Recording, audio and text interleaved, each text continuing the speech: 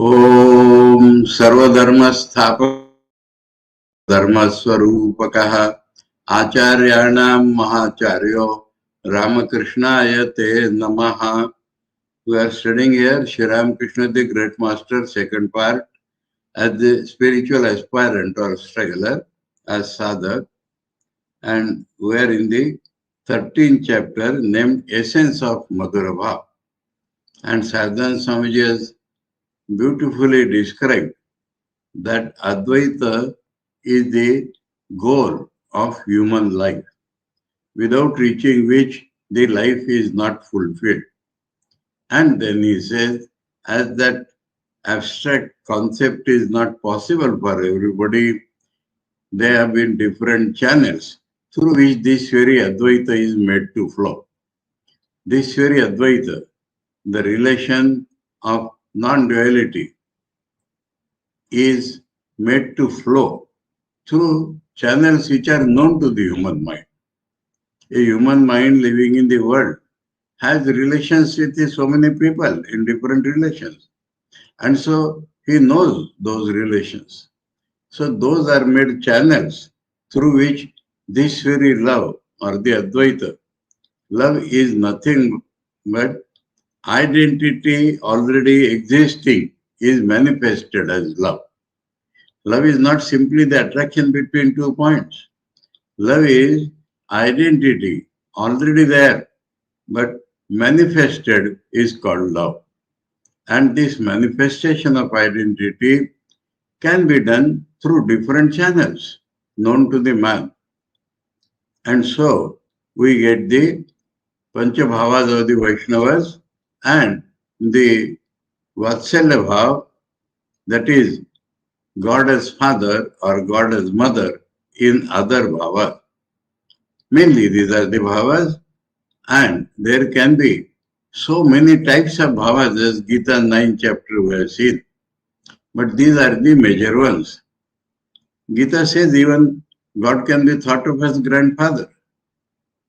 So this is now, it took ages, centuries, ages, millennia for human mind to perfect each of these bhavas. And so, Saradananda Swamiji says in India, we see that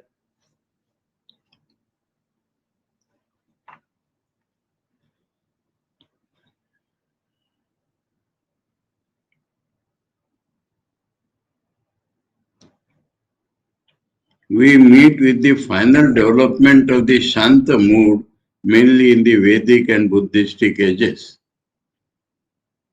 With the non-dual mood as the ultimate development of the Shanta, and also the moods of the Dasya and the Apatya in the Upanishadic age.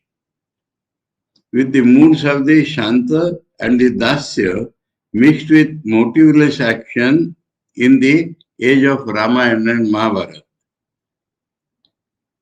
With the Apatya and the partial Madhura in the Tantric age. And with the moods of the Sakya, Vatsalya and the Madhura in the Vaishnava age. This is the historical development of different bhavas. The bhavas exist eternally, but to practice and to see the full development of the bhavas in these ages it happened. Now that is all this is in India. Then what about the whole world? So he throwing a critical observation about the history of the religions of the whole world. He now, we were reading yesterday the para 12. What is seen regarding the full development of the five moods in India and in other countries. India we already seen. While the full manifestation of all the five moods together with the non-dual mood and one or two more that apatya is thus found in the history of the religions of India. Manifestations of the Shanta, Dasya and Apatya only are found in the religious communities of other countries. Shanta, Dasya and Apatya only. God as Father, God as Master and the Shanta Bhava are found in the religious communities of other countries. Though an important point is making in the Old Testament of the Bible. Old Testament is accepted by Jews. Old Testament is also accepted by the Christians. Old Testament is also accepted by the Mohammedans. In that Old Testament, there is a sage called King Solomon. And the Songs of Solomon, there are 5, 6, 8 chapters of Songs of Solomon. And when somebody reads them, one will feel, one is reading Jayadeva's Geet Govinda. One will feel that it is the love of the Lord with the gopis. That is exactly, sometimes you will see the gopis are speaking, sometimes Krishna is speaking. These are 8 chapters of that love. So they exist, but those religions presently do not understand them at all. Though the songs of King Solomon, the royal sage, Rajarshi, expressing the friendly and sweet moods, Sakhya Bhav and Madhur Bhav, in relation to God, are intact. The texts are there. In the Jewish, Christian and Muslim communities, the songs are intact. Though, yet, the members of these communities are unable to understand the import of those songs. They have never felt like that and attribute a different meaning to them. When they do not understand the songs are there, so they interpret it in their own way. The moods of Sakya and Madhura, etc., Madhura are, it goes without saying, extend to a great extent on that place. That is Solomon. Solomon's songs are existing, but Jew, Christian and Mohammedans could not understand it.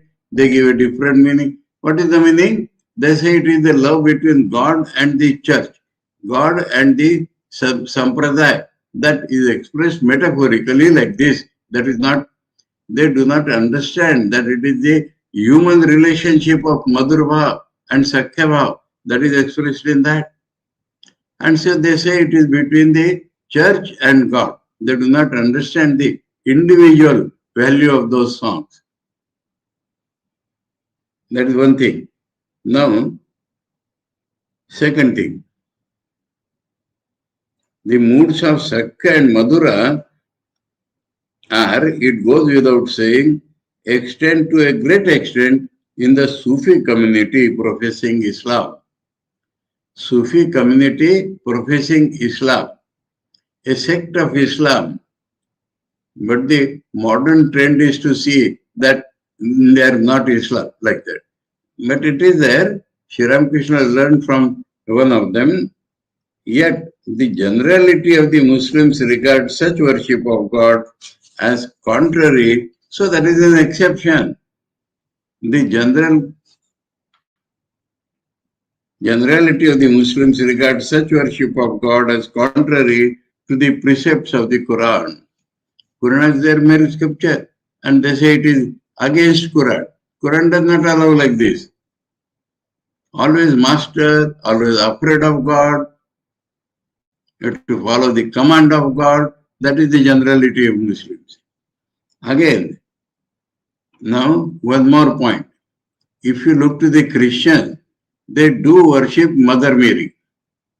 But Mother Mary is not worship of God as mother. Mother Mary is the mother of God, mother of Jesus. And she is worshipped for the sake of getting this or that or that. There is no pure love relation between them, one point. And it is not about God at all. So, he is studying the history of all religions and presenting before us the critical understanding of them. Again, though the worship of the Mother of the Universe, Mother of the Universe in the image of Mary, the Mother of Christ is extant. Actually, it should have been the Mother of the Universe.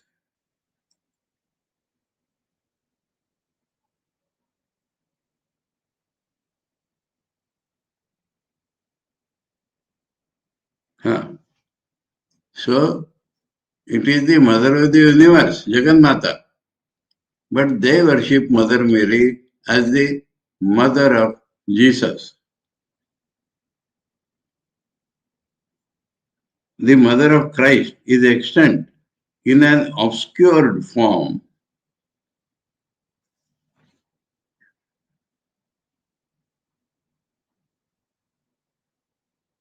Prakarantare prachalita thakileo, in some other form, obscure form. In the Catholic Christian community, that is also during the Catholics, not in Protestants. It is not directly connected with the idea of God as mother. It has therefore not been as fruitful as the worship of the Universal Mother extant in India. So, as the Tantras and everywhere God is our mother, that gives us realization of Advaita finally. But that has not been the case because she is the mother of Jesus, not of the world. It has therefore not been as fruitful, that is the fruit, as the worship of the Universal Mother extant in India, and has not enabled the aspirant to realize the indivisible existence, knowledge, bliss, absolute. Through the mother worship, we reach the Advaita. And to experience the divine manifestation. Second point of Tantra, one is that through God as mother, we reach Advaita, and also we are enabled to see all women as our mother. That point is totally missing in Christianity. So, not enable the aspirant to realize the indivisible existence, knowledge, bliss, absolute, and to experience the divine manifestation in all women without exception. We have seen in Sri Ramakrishna, even that prostitute was seen by him as mother. Mother, goddess. The current of the idea of the motherhood of God has disappeared midway like the river Falgu. There is a Falgu river near Gaya, and for some time we see its flow and then it disappears. So that is the example given because we know that the flow of the river of motherhood of God could have gone there, but it disappears and we do not get the full development of that. So this is his reading, unbiased, impartial reading of all the bhavas available in other countries.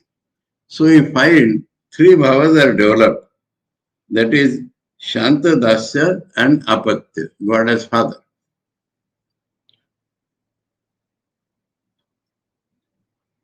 So now, one is this point. The other point is each bhava, how much depth has come to this sadhana, that one has to find. what indicates the depth of the aspirant's mood. When the mind of the aspirant is attracted to God with the aid of some loving mood, it becomes, as we have said before, gradually absorbed in that mood. So attraction, absorption, gradually turns away from the external world and merges itself in the self. Merges itself in the self finally. At the time of the mind's merging, its past impressions stand in its way and try to make it swim on the surface. So, during the sadhana of these bhavas, one is attracted, one is getting absorbed, and when one tries to finally merge, the purva sanskaras throw it up. They do not allow it to go deeper. That is the sadhana rahasya. Past impressions stand in its way and try to make it swim on the surface. So you see, most of the sadhakas, they take the bhava, but they are swimming on the surface only, pushing it upwards again and again. Therefore, ordinary human minds with powerful past impressions cannot generally become absorbed even in one mood. So take up some mood and they are not able to absorb.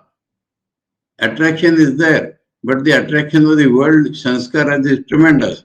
That throws it up. So absorption and merging are not possible. Even by whole life's effort. So it takes one life's effort, two life's effort to get absorbed and merge many lives. When that happens, they at first become discouraged, not happening at all, and give up the effort. So they give up that effort. And at last, losing faith in the object to be attained, they started by loving God and realizing God, but they are discouraged.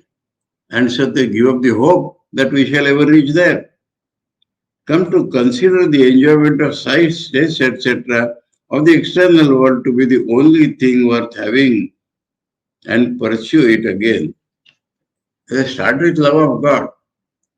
And the semblance of love of God is there. But bhoga is the main thing.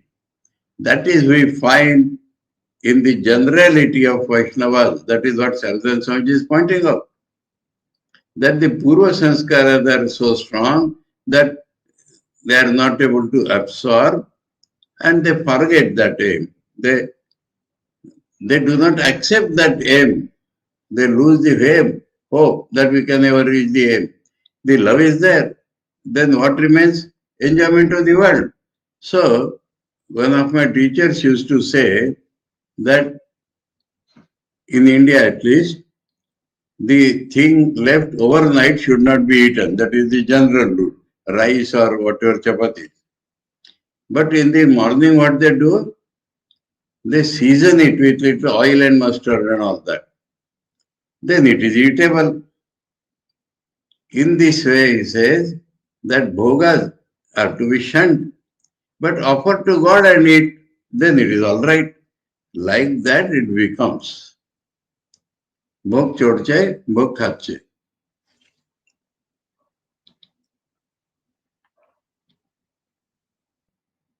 I may add a little here, some names popular and what should have been. We generally, everything in Maharashtra also, prasad. Prasad is sanctified food. We offer to God, that is naivedyam. Offering is naivedyam, proper language. And when accepted by God, sanctified by God, then it becomes prasad. And in Bengali, annabhog. So it is turned into bhog. And that is more current. Annabhogir prasad kar. Give me annabhog prasad. So, terms, expression should be whatever is offered is called naivedyam. And Anna is offered, Anna naivedyam, and when it's sanctified and comes back, it should be called prasad. Then that grace of God comes into that. Anyway, so here, come to consider the enjoyment of sight, taste, etc. of the external world to be the only thing worth having, and pursue it again. Aversion for outward thing, absorption in the meditation of the object of love, and the ecstasy produced by one's spiritual mood are therefore regarded in the sphere of devotional sadhana as the measure of the aspirant's progress towards the goal. So actually, one is first should be aversion to the world.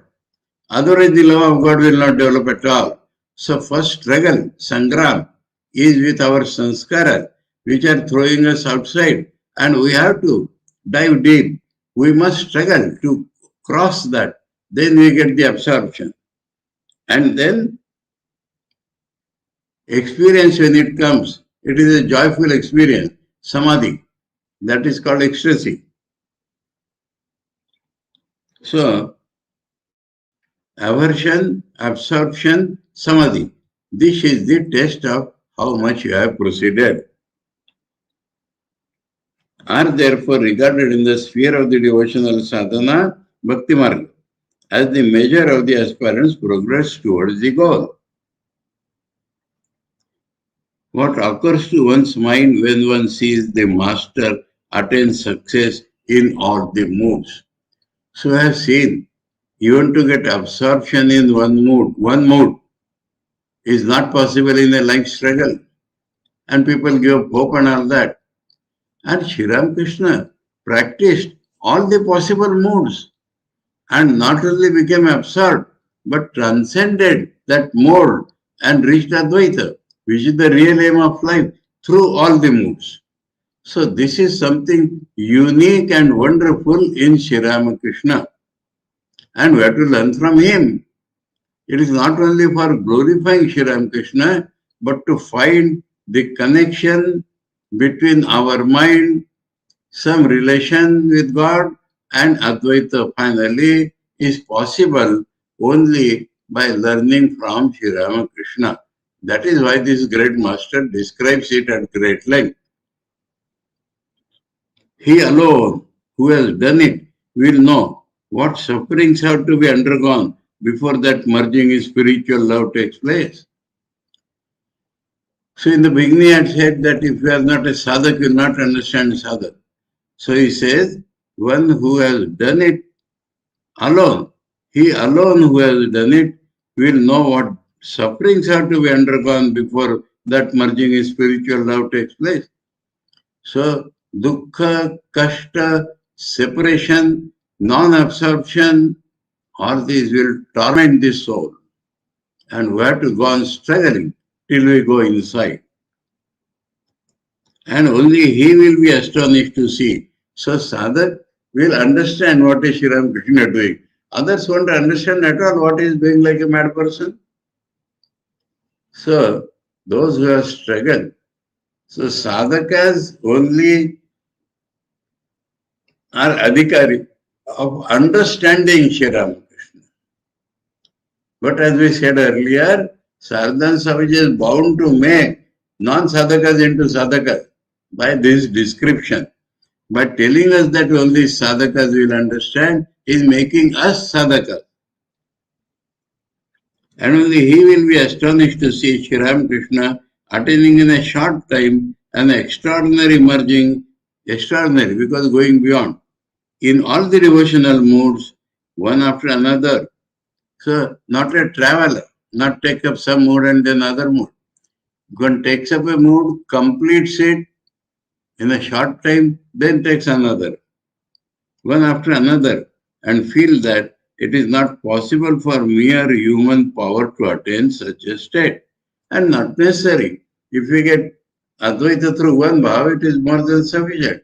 So, from Sri Ramakrishna, we of any bhavas can learn. That is the point. Now the question is, he is an incarnation, and we always look to the group of incarnation to understand Sri Ramakrishna in many respects. But there if we go, we do not find the description, and this he has discussed in the beginning of Sadhakba, if you remember. They don't want to see imperfection and all that.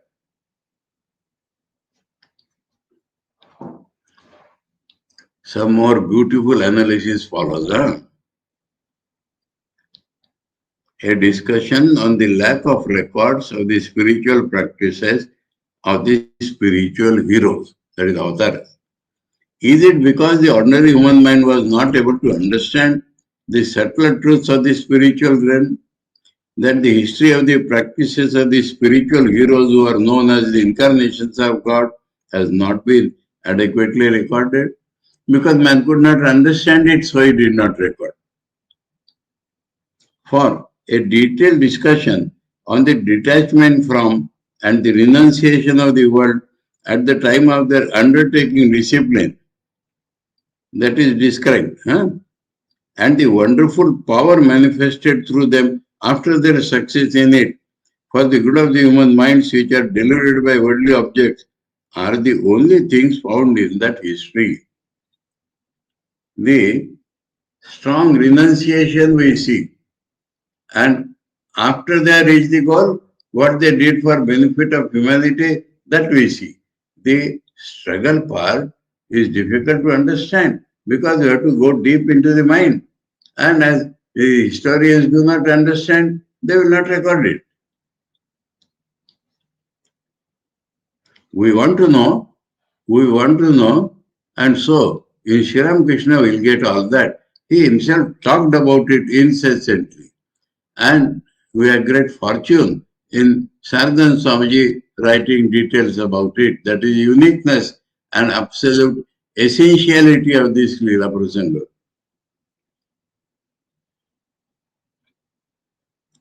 We find given there only a slight indication of the extraordinary inward struggle in which they were engaged during the period of their striving for the purpose of destroying and uprooting the deep impressions in their mind and securing mastery over themselves. So that struggle part, some small indications here and there are given, not the full description. Or that struggle has been described in that history with the help of metaphors and hyperboles. Atishayukti, hyperbole, and Rupa Katha, that is metaphor, the direct, subtler description is not given. Sometimes we find that described, but in such a way. In such a way that it has become quite impossible for us to find out the grain of truth in that description. The description is such that the grain of truth is not found. The reader will understand what we mean when we give a few examples. This statement is applicable equally to Krishna. From there it starts. Sri Krishna was engaged on many occasions in performing austerities with a view to acquiring particular powers for the purpose of doing good to humanity. That description is there. For the sake of some power, he is doing some austerity. Not for the spiritual point of view. That will benefit the society. But his life's fulfillment we do not see. Example we do not get. But no description of the succession of the moods of his mind is found, except that he remained for some time standing on one leg, living on water or air alone. This is the description where maximum we get. Sometime he lived standing on one leg, on water, on air alone. So the struggle is not described. And it applies to Buddha. We do not get so detailed an account of Buddha's striving as of his detachment from the world. Detachment from the world graphically described. He is leaving home for the purpose of becoming an anchorite, sannyasi. And afterwards, his establishment of Dharma Chakra, the wheel of religion. So these we do not get the struggle. But a little of the history of his spiritual moods is available. Unlike in the instance of other spiritual heroes, so that final dhyanam is, is described. It is recorded that abstaining from food and drink and having the firm resolve to succeed, he was engaged in practicing austerity and meditation for 6 long years. Abstaining from food and drink without leaving his seat and controlling the internal vital forces and practicing the meditation, he entered into samadhi. Is it so?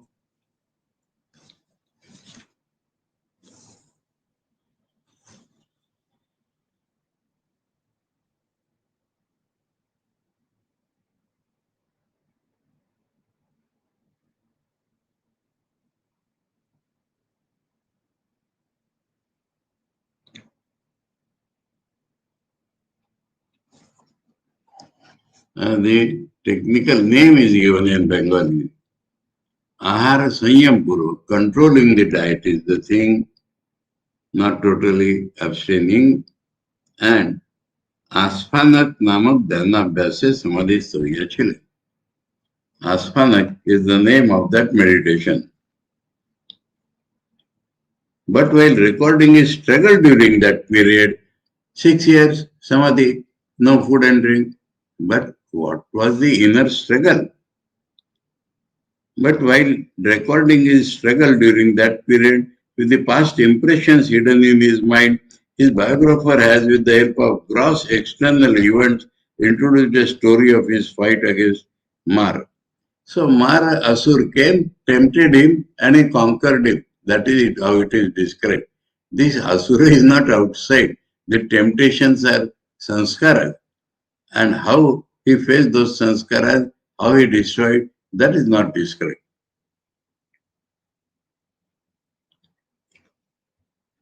Then Jesus, the history of the striving of Jesus is also not available.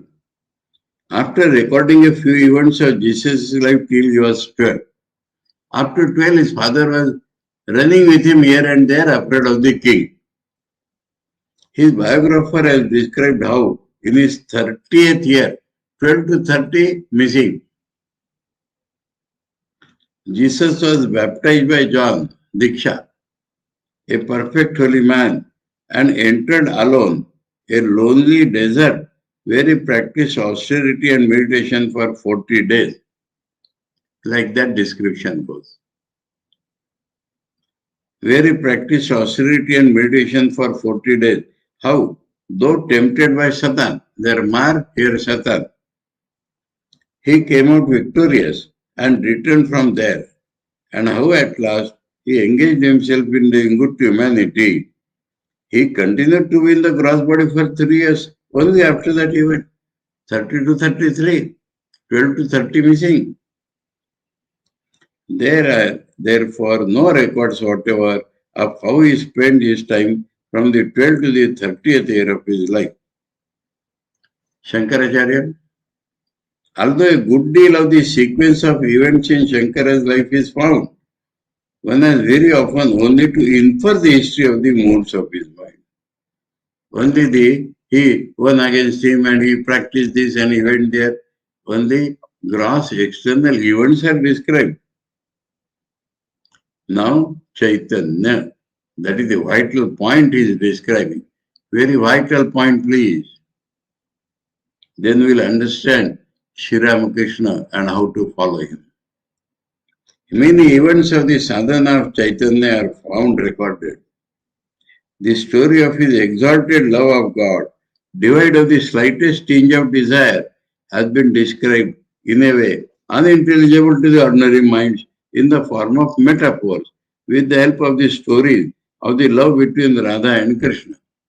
It is he struggling, but Radha loves Krishna, Krishna loves Radha, he is externally Radha, internally Krishna, like that has been described. but the sanskara then struggle against them and their separation from each other, what is called vipralamba shuranga. That is described, but that is viraha inside. And it has to be admitted that Chaitanya and his chief companions have recorded in some detail, though in metaphorical language, the changes that came upon the mind of the aspirant from the inception to almost the ultimate perfected state of each of the spiritual modes. So, what is the difficulty? Ultimate is not described. Maybe metaphorical language, but we can understand that that is the contribution of the Vaishnava teachers. Unbiased, impartial description that only the Chaitanya and his followers, there we do get a description, but minus the final. The changes that came upon the mind of the aspirant from the inception to almost the ultimate perfected state of each of the spiritual modes of Sakhya, Vatsalya and Madhu were meant dealing with these three mainly, with a special emphasis on the last. So, Madhur Bhav mainly, Sakhya and Vatsalya also, they describe up to the final, but not the final.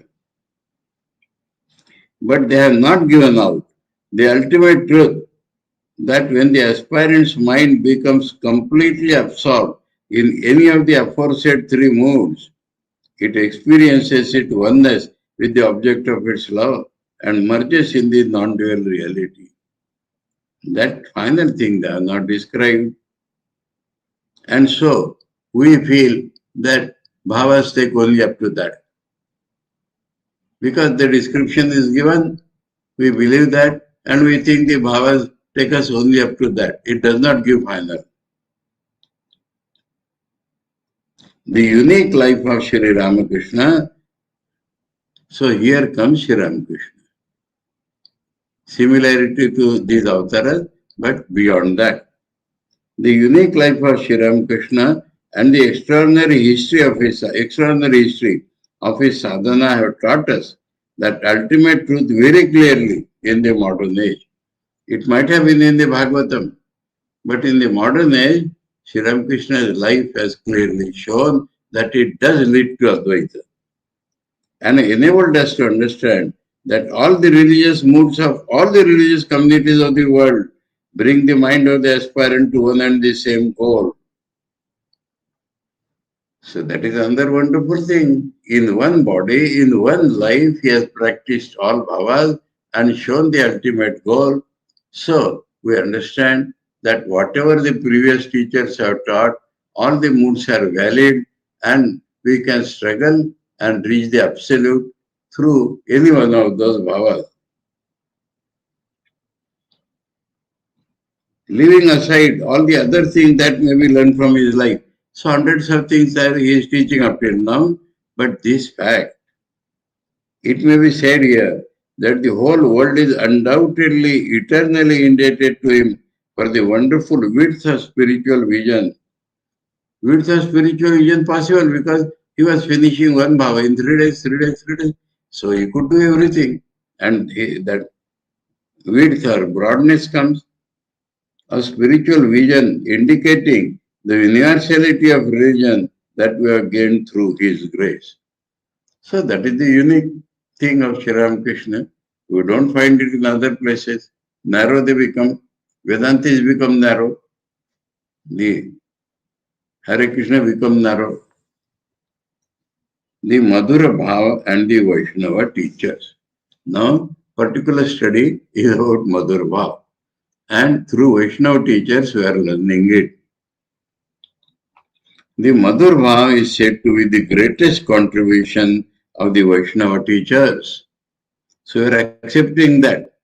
What is missing? That we learn from Thakur.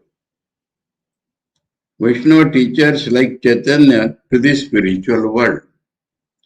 Had they not shown the way, So many people could not have resorted to it for God realization and been endowed with peace and pure bliss. So, that is a great source. People never thought of it as sadhana to reach God. And Chaitanya showed. And so, that is the benefit he has done to humanity. People who do not know other bhavas, they feel, in the world they feel Madhur Bhava, but that Madhur Bhava can lead to the spiritual goal they would never have understood had Chaitanya not shown it. They were the first to understand. They means Chaitanya and his followers, immediate followers. They were the first to understand that the Vrindavan Leela of Sri Krishna was not acted in vain. So we read that Sri Krishna played with the gopis in Vrindavan. But what is its implication in our life? We never have understood, we have only enjoyed the stories. But Chaitanya and his followers showed that as the path of sadhana. And so we understand that Sri Krishna's Vaishnava Vrindavan Leela was to demonstrate sadhana of that Sakhya and Madhur Bhav. Sakhya Vatsalya and Madhur Bhav. So that Chaitanya and his disciples shown, and to make efforts to explain it to others. They understood and they made effort to explain it to us. But for the advent of Chaitanya, Vrindavan would have been regarded as an ordinary forest. You know, all those things are lost. Chaitanya and his disciples went there and they discovered here Krishna did like that, here Krishna did like that, here he played like that, and we can follow him. So, otherwise, Vrindavan a forest. It was Chaitanya who has made Vrindavan the pilgrimage place. We must be aware of that. We must give credit where it is due. So Saradananda Swami has beautifully described it. But we object to that mind. An objection to the historicity of the Leela of Vrindavan and the refutation thereof. So modern people do not believe that Krishna played like that. So there is objection, and Saradananda Swami will show, he will refute those objections and bring us to the real story. Beautiful flow of description is going on. How he is clearly bringing out the Sakhya Vatsalya and Madhur, especially Madhur, through all these events for our benefit. Endeavoring in imitation of the West, that is, all our objections are due to imitation of the West, straight away, one hit. And we see today in India. If somebody believes in Vrindavan, there are thousands who are believing today. But those who do not believe, they are Western educated and they will say it is madness, it is superstition, it is imagination.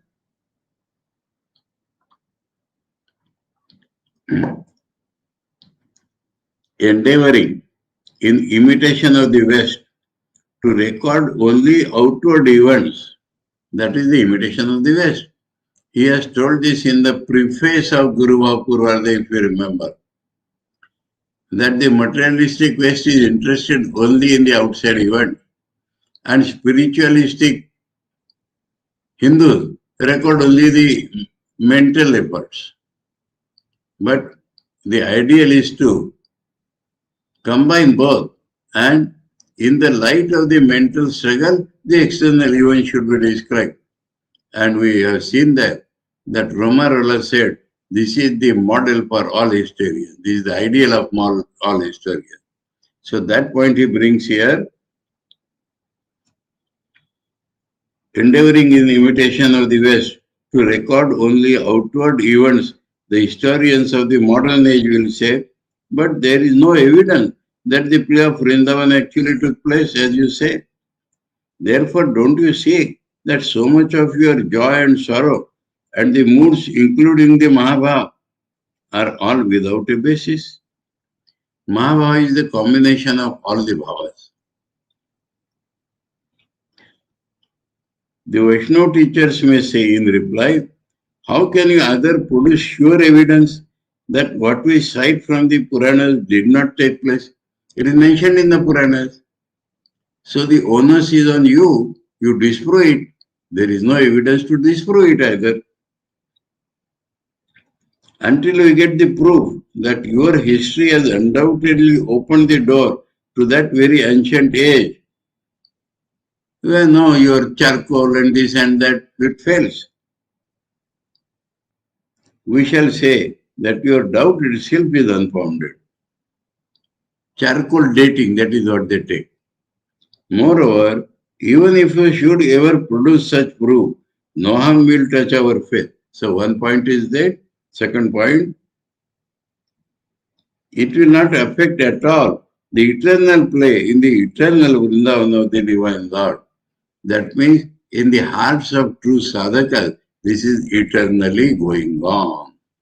That will not be hampered by outside whether it existed or not.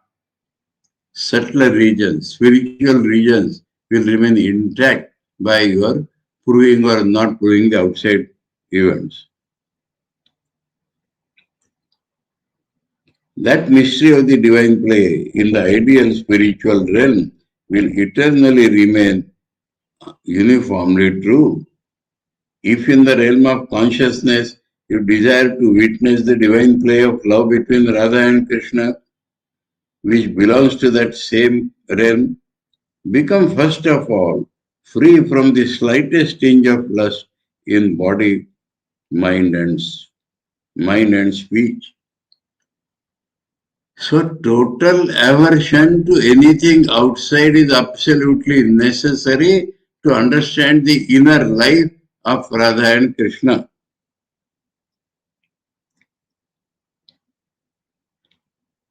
And learn to perform selfless service. So next is selfless service to images, idols, etc. And then you will come to inner experience. By following the footsteps of any one of the female friends of Srimati Radha. So Srimati Radha has several friends and they are practicing, serving Radha and Krishna. So we have to learn, and they are serving is selflessly. So that is the first thing we have to attempt.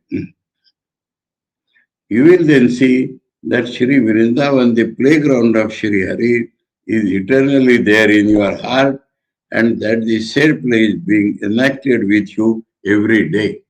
So this is an eternal happening between the soul of man and God inside. If we can totally renounce every kama, manasa vacha karmana, and start doing unselfish service, then only we will get this. And that the said play is being enacted with you every day. In order to understand this play at Vrindavan, it is necessary to comprehend the history of devotional moods, what the master said about it. So now we are come to history of the devotional moods that we shall to understand, provided we have free our mind from the external impulses.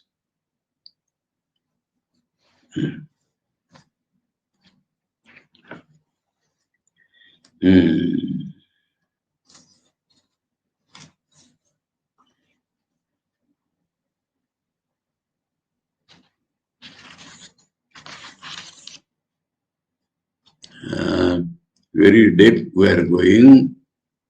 He who has not learned how to be independent of external events and how to study with a pure heart the history of the devotional moods by a thorough acceptance of the ideal world as real, will never be able to enjoy the beauty and sweetness of his play at Vrindavan. I think from this point we'll take up to Thursday, tomorrow being Wednesday. A little time is left, but this is too deep. So with purified mind, we shall come to this point on Thursday. Om सर्वधर्मस्थापकस्त्वं सर्वधर्मस्वरूपकः आचार्याणाम् आचार्यो रामकृष्णाय ते नमः। ओम शांति शांति शांति। हरि ओम तत्सत्। श्री रामकृष्णार्पणमस्तु।